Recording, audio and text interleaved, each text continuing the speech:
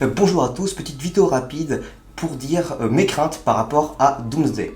Alors évidemment, la dernière vidéo, je disais que ce ne serait pas comme Lord Victorious, que ce serait bien mieux à mon avis, mais j'ai quand même des craintes, notamment pour ce qui est des parties du jeu, parce que effectivement, Inside Game fait partie des entreprises jouant sur le narratif de Doomsday. Inside Game, pour ceux qui se demandent, ce sont ceux derrière le jeu Doctor Who Lost in Time, je sais plus comment ça s'appelle, mais le clicker là, ouais, c'est un clicker tout simplement, donc le clicker.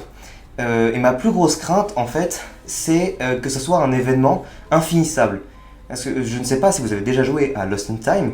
Lost in Time, on a des événements qui arrivent régulièrement et malheureusement, sans payer, les événements ne sont juste pas finissables et on perd l'histoire parce qu'il y a une histoire dans Lost in Time, pardon. Et donc voilà ma plus grosse crainte, c'est que en fait les 2 heures consacrées à Doom pour Lost in Time sont, je pense, des événements et donc infinissable aujourd'hui à moins de payer, et je n'ai pas envie de payer pour un jeu comme Lost in Time, même si je le trouve agréable, je joue de temps en temps, j'avance tranquillement mon histoire, mais je fais jamais les événements parce qu'ils sont juste infinissables et j'ai vraiment peur de ne pas pouvoir suivre l'histoire complètement à cause de ça. On verra parce que la première heure consacrée à Doomsday par Lost in Time arrivera très bientôt. Donc j'ai cette peur, on verra bien. Et sinon, ma deuxième peur aussi, c'est que ça ne marche pas. Je vous le dis, je vous le dis, et moi je suis plutôt content, mais j'ai peur que ça ne prenne pas, malgré le fait que ça a l'air beaucoup mieux que Eternal Victorious. Je pense que dans la tête des gens, Eternal Victorious est resté beaucoup trop présent et ça ne va pas les attirer. Même si j'ai vu beaucoup de bons retours sur la première nouvelle et sur le webisode, hein, le webisode qui a fait un petit peu parler de lui parce que c'était pas très beau et l'actrice jouait pas si bien que ça, mais c'était un webisode, on n'a pas encore vu sa performance en audio. Enfin, l'actrice c'est plutôt bonne, j'ai vu des extraits d'elle, elle joue quand même, je trouve, correctement. Donc à voir en audio, parce que l'audio c'est pas non plus le même jeu d'acteur que face caméra. Donc là, pour le coup, moi je suis plutôt content, mais j'ai vraiment peur que Tom Victorious ait laissé des traumas dans la tête des gens.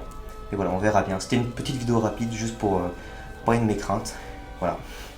Merci à vous. Ah, et oui, je viens vous dire aussi, je profitais de cette petite vidéo pour faire des petites annonces. Les vidéos vont reprendre sur la chaîne, notamment avec Winston Fletcher, donc la saga des 60 ans de Big Finish. Pass Live devait sortir. Malheureusement, j'ai pris du retard et j'ai préféré faire Doomsday là. Et il va y avoir également une nouvelle série que je vais lancer qui va s'appeler ces spin-off méconnus ou un truc du genre où je vais parler de spin-off de Doctor Who en comics, en audio que peu de gens connaissent ou alors que des gens connaissent mais n'ont jamais vraiment écouté, comme Faction Paradox. Donc voilà, c'est ces petites annonces.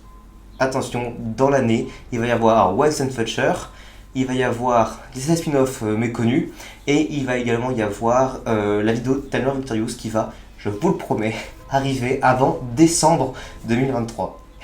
Je sais qu'elle devait sortir en 2021, il y a 2 ans de retard, mais elle va arriver, je vous le promets, avant le What's the Cut 38. Au revoir.